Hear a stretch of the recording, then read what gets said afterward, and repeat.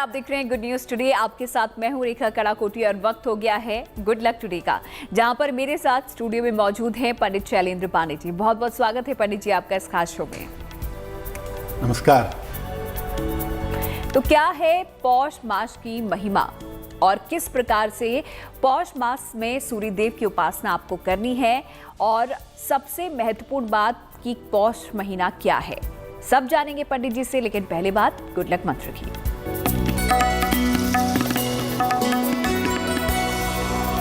बात करते हैं गुड लक मंत्र की। अगर आपको व्यर्थ की मानसिक चिंता रहती है, तनाव बहुत रहता है आपको, और मन में कोई ना कोई विचार हमेशा चलता रहता है जिससे आप परेशान रहते हैं, तो 1 लोटे जल में 1 चम्मच शक्कर मिलाइए और ये जल हर सोमवार को शिवलिंग पर समर्पित करिए। अगर आप ऐसा करते हैं तो व्यर्थ चिंता करने की जो आपकी आदत है वो आदत बहुत हद तक समाप्त हो जाएगी। तो ये तो हो गया गुड लक मंत्र। आइए अब देख लेते हैं 20 दिसंबर का पंचांग क्या कहता है।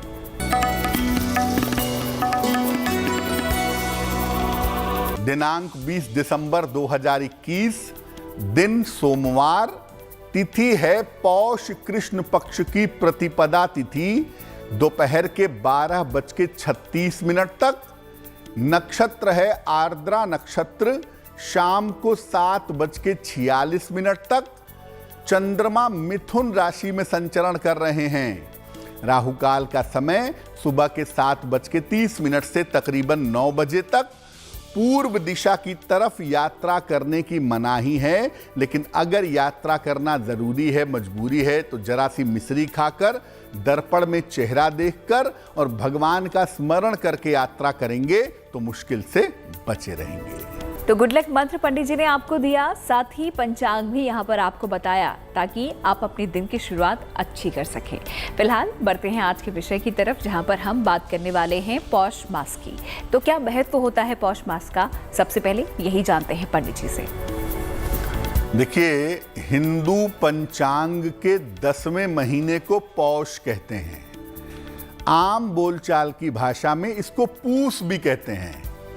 अगहन, पूस, माघ, फाल्गुन, इसके बाद 2 महीने और बचते हैं, माघ के और फाल्गुन के, और फिर हिंदू पंचांग का 1 साल समाप्त हो जाता है। 10वां महीना है और मोटे बोलचाल में हम इसे पूस का महीना कहते हैं।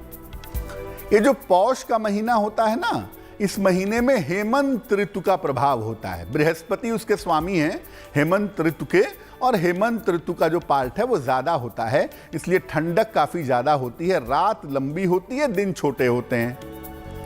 सूर्य अपने विशेष प्रभाव में रहते हैं पौष के महीने में, पूस के महीने में, इसलिए इस महीने में मुख्य रूप से भगवान सूर्य की उपासना की जाती है। अब देखिए, प्रैक्टिकल बात यह है कि सर्दी का समय है जबरदस्त, तो आपको सूर्य के संपर्क में रहना होगा। स्वाभाविक सी बात है कि सूर्य की उपासना होगी।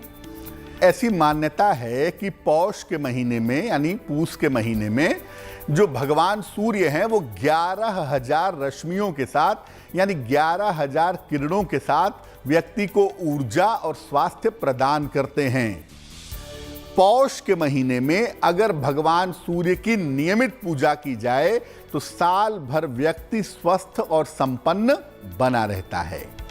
इस बार जो पौष का महीना है वो 20 दिसंबर से 17 जनवरी तक है। इस समय में भगवान सूर्य की उपासना करेंगे, कुछ नियमों का पालन करेंगे, तो ये महीना आपके लिए आनंददायक जरूर होगा। तो क्या है पौष महीने का महत्व, पंडित जी ने आपको बताया, और कब से ये महीना शुरू हो रहा है, कब तक चलेगा, ये भी आपने जाना। फिलहाल अब राशियों की बात कर लेते हैं और देखते हैं मेष, वृष और मिथुन राशि का हाल। मेष राशि, इस समय मूवमेंट की संभावनाएं बनी हुई हैं। यात्रा के योग आपके लिए बन रहे हैं। नौकरी में कोई न कोई परिवर्तन की संभावना भी दिख रही है। धन की स्थिति आपकी कुल मिला जुलाकर इस समय ठीक बनी रहेगी। शुभ रंग होगा आपका बैंगनी, और भाग्य का मीटर आपको नंबर दे रहा है 70%, यानी मध्यम भाग्य आपके साथ बना हुआ है।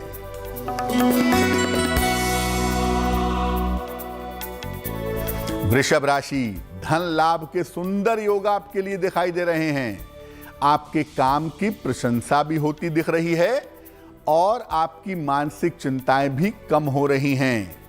शुभ रंग जिसका प्रयोग करेंगे वो होगा मरून और भाग्य का मीटर आपको नंबर दे रहा है 80%, यानी काफी उत्तम भाग्य आपके साथ बना हुआ है।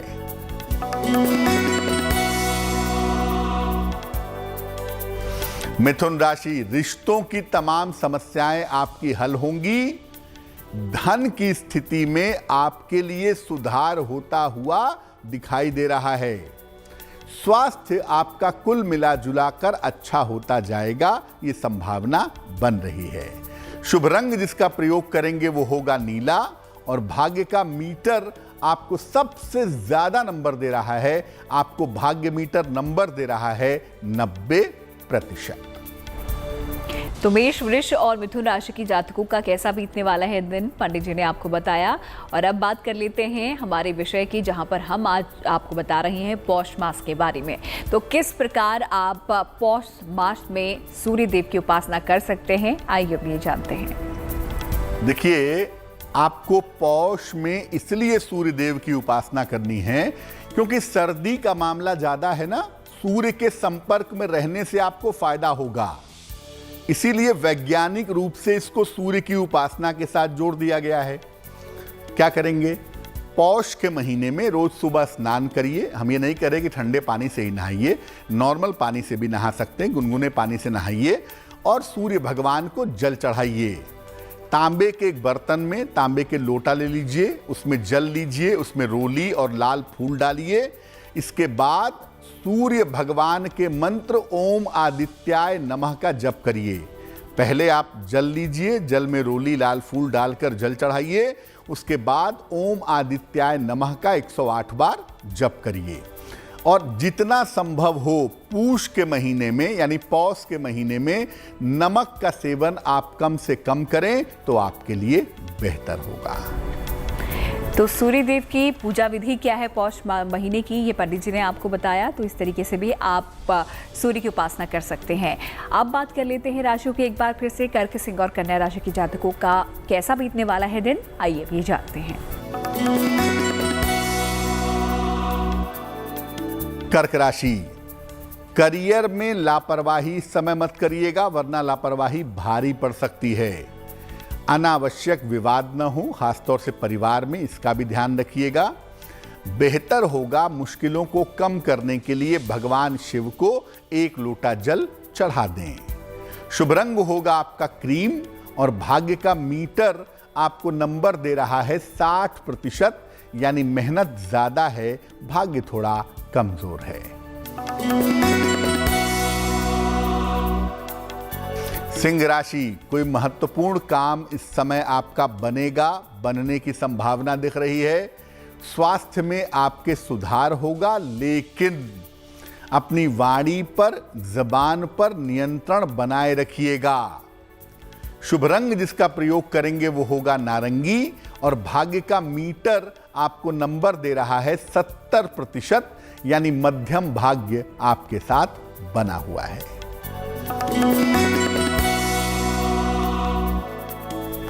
कन्या राशि, आपके तमाम रुके हुए काम इस समय पूरे होते दिख रहे हैं। संपत्ति का लाभ भी इस समय आपको हो सकता है। इस समय आपके रिश्तों में सुधार होने की संभावना भी बनी हुई है।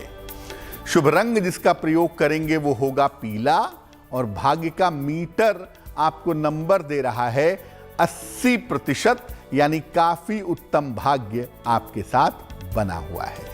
तो चलिए, तो बात हो गई कर्क, सिंह और कन्या राशि के जातकों की। आगे की राशियों का हाल भी आप तक पहुंचाएंगे, लेकिन उससे पहले आपको बता दें कि अगर कोई सवाल आप पंडित जी से करना चाहते हैं, कोई समस्या ऐसी है जिसका समाधान आपको नहीं मिल रहा है, तो आप भी हमें लिख भेजिए। आपके सवालों के जवाब यहाँ पर पंडित जी देंगे। हमारी ईमेल आईडी आपको इस वक्त आपकी स्क्रीन पर नजर आ रही होगी। फिलहाल बात एक बार फिर से पौष मास की कर लेते हैं। इस महीने खान पान का भी खास तौर पर ध्यान रखना चाहिए। किस तरीके की सावधानी आपको इस दौरान रखनी है पौष महीने में खाने पीने की, आइए पंडित जी से पूछते हैं।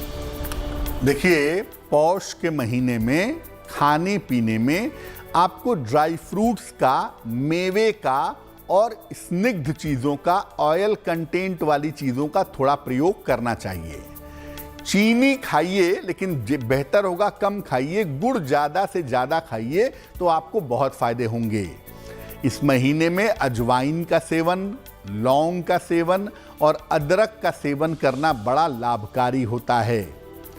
इस महीने में ठंडे पानी का प्रयोग मत करिए, नहाने में गड़बड़ी मत करिए, जब मन किया तब मत नहाइए, और बहुत ज़्यादा ठूस ठूस कर खाना मत खाइए, क्योंकि ये 3 चीज़ें आपको बुरी तरह से बीमार कर सकती हैं। ऐसा लोगों को लगता है कि सर्दी का महीना है तो खूब गरिष्ठ भोजन, खूब हैवी खाना खाओ, लेकिन कहना यह है कि इस महीने में बहुत ज़्यादा तेल घी का प्रयोग मत करिए, और अगर खाना है तो शुद्ध घी खाने का प्रयास करिए। रिफाइंड आदि के प्रयोग से बचिए तो आपके लिए बेहतर होगा। तो पौष मास में किस तरीके से अपने खाने पीने का ध्यान आपको रखना है, पंडित जी ने बताया आपको। आइए अब राशि की बात कर लेते हैं और अब देखते हैं तुला, वृश्चिक और धनु राशि के जातकों का दैनिक राशिफल। तुला राशि, करियर का तनाव आपका दूर होता दिख रहा है। करियर की मुश्किलें समाप्त हो रही हैं।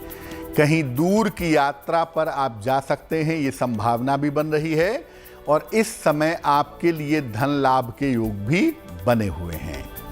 शुभ रंग होगा समुद्री हरा, और भाग्य का मीटर आपको नंबर दे रहा है 75%, यानी उत्तम भाग्य आपके साथ बना रहेगा।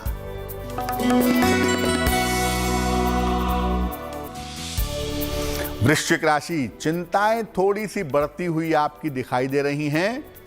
इस समय पैसे का नुकसान हो सकता है, और अगर आप चाहते हैं कि आप मुश्किलों से बचें तो भगवान शिव को 1 लोटा जल चढ़ा दीजिएगा। शुभ रंग जिसका प्रयोग करेंगे वो होगा धानी, और भाग्य का मीटर आपको नंबर दे रहा है 60%, यानी मेहनत ज्यादा है, भाग्य थोड़ा कम है।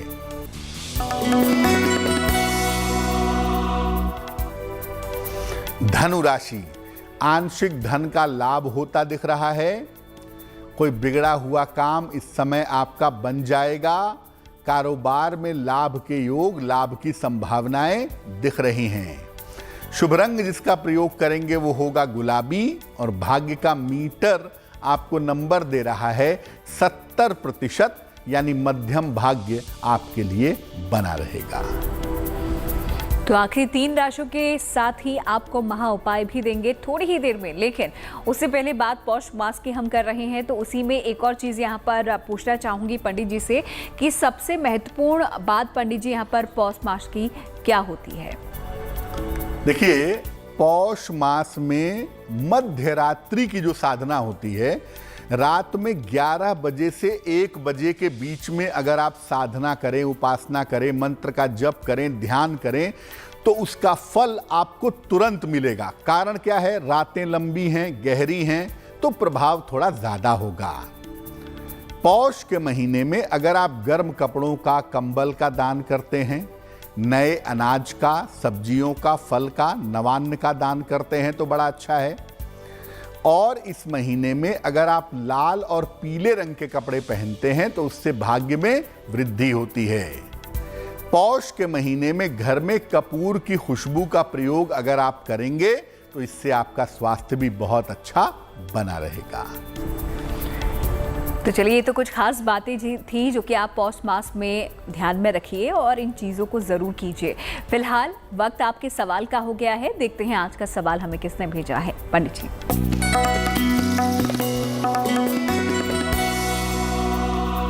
हमारे पास प्रश्न आया है अतुल पांडे का, देवरिया से लिखते हैं ये। जन्म की तारीख है 31 मई 1979। जन्म का समय है 7:40 शाम को। जन्म स्थान है घोसी, मऊ, उत्तर प्रदेश। ये लिख रहे हैं कि नौकरी इनकी ठीक नहीं चल रही है, नौकरी में अस्थिरता है, क्या व्यवसाय में जा सकते हैं? दूसरा ये कह रहे हैं कि पत्नी से तलाक हो चुका है, क्या दूसरा विवाह होगा, और अगर होगा तो कैसा रहेगा? अतुल जी, आपकी कुंडली बनती है वृश्चिक लग्न की, और आपकी जो राशि बनती है वो बनती है कर्क। वास्तव में आपकी कुंडली व्यवसाय वाली है, लेकिन व्यवसाय करिएगा जून 2022 के बाद। बुध की अंतरदशा में व्यापार करिएगा। जून 22 के बाद तो अच्छा रहेगा।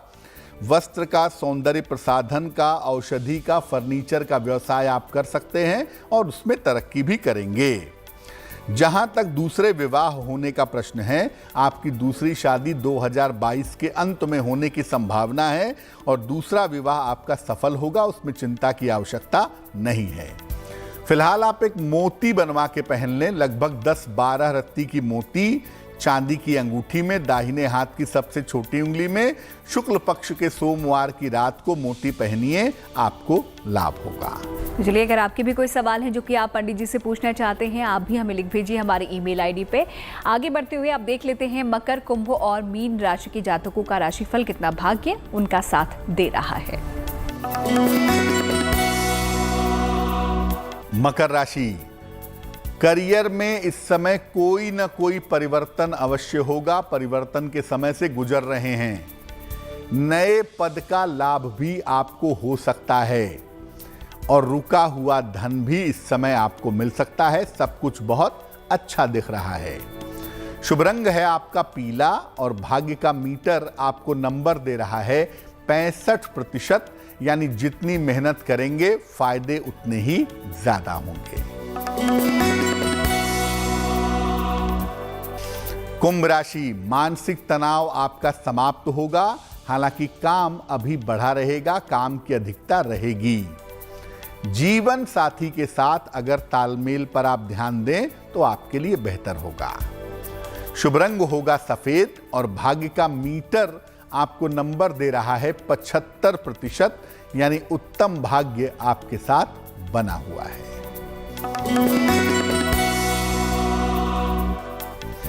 मीन राशि, व्यर्थ का तनाव इस समय रह सकता है, ध्यान रखें। स्वास्थ्य आपका बिगड़ सकता है, इसमें थोड़ी सावधानी रखें। भगवान शिव को अगर आप जल अर्पित कर दें तो आपकी मुश्किलें कम हो जाएंगी। शुभ रंग होगा आपके पास फिरोजी और भाग्य का मीटर आपको नंबर दे रहा है 60%, यानी मेहनत ज्यादा है, भाग्य थोड़ा कमजोर है। तो चलिए, ये तो बात हो गई सभी राशियों की। सभी 12 राशियों का भाग्य कितना साथ उनका दे रहा है, पंडित जी से जाना आपने। आइए अब जान लेते हैं उनके बारे में, जिनका जन्मदिन है उनके लिए आने वाला साल कैसा रहने वाला है, पंडित जी बताएंगे।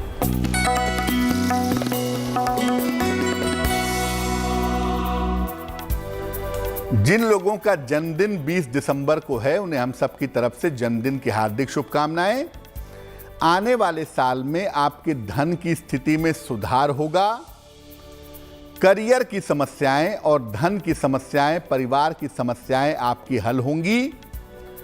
इसके अलावा कहीं ना कहीं जो धन की मुश्किल आपकी चली आ रही थी वो भी समाप्त होगी।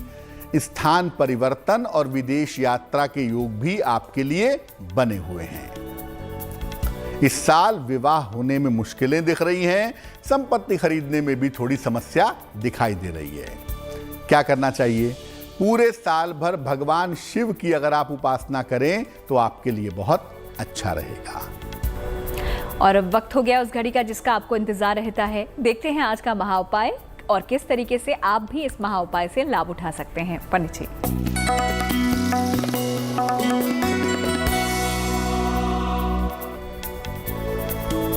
आज का महा उपाय है कि अगर संतान होने में आपको दिक्कत आ रही हो तो एक बहुत जादुई उपाय है जिससे संतान के हो पाने की संभावना बढ़ जाएगी। किसी भी पूर्णिमा के दिन सुबह के समय बरगद के पेड़ के पास जाएं। बरगद के पेड़ के बगल से जड़ जो है वो लटकी रहती है, थोड़ी सी जड़ काट करके ले आएं। इसे जल से धो लें और पीले धागे में इसको लपेट करके रख लीजिएगा अपने पूजा के स्थान पर। और इसके बाद शाम के समय इसको धूप बत्ती दिखाइएगा और उसी पीले धागे में इसको अपने गले में धारण कर लीजिएगा। संतान होने में अगर कोई बाधा आ रही है तो वो बाधा दूर हो जाएगी। तो इस महा उपाय के लिए और इसके अलावा और भी ज्यादा जानकारियां देने के लिए पंडित जी का बहुत बहुत शुक्रिया हमेशा की तरह। धन्यवाद। तो गुड लक टुडे में आज फिलहाल इतना ही। हमें दीजिए इजाजत, लेकिन आप देखते रहिए गुड न्यूज टुडे।